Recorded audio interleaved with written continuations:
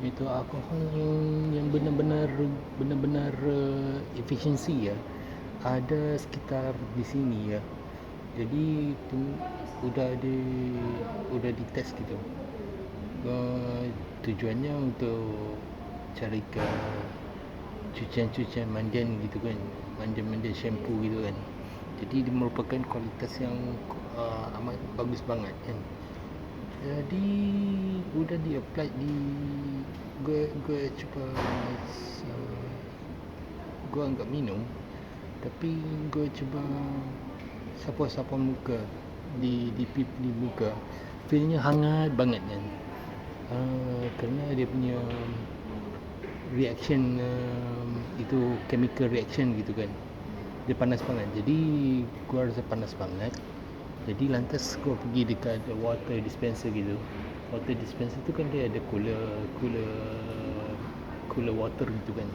Jadi gua cucian untuk neutralize itu reaction kepanasan itu. Jadi dia rasa nyaman banget kan. Jadi gua mikirin ini kualitas apa nama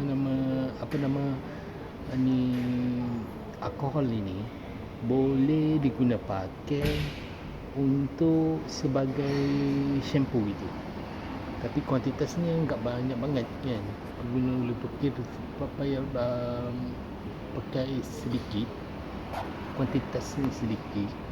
Jadi untuk sekiranya kamu rasa ada rasa kepanasan gitu, kehangatan gitu, jadi untuk neutralisasinya kena guna cooling water gitu.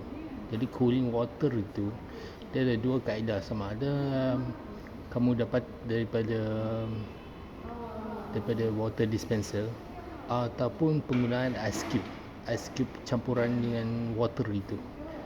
Jadi nyata ya, itu mineral botol gitu, mineral water gitu, ya tujuan guna pakai bukan untuk minum, tapi untuk mencuci anumu kan. Terima kasih.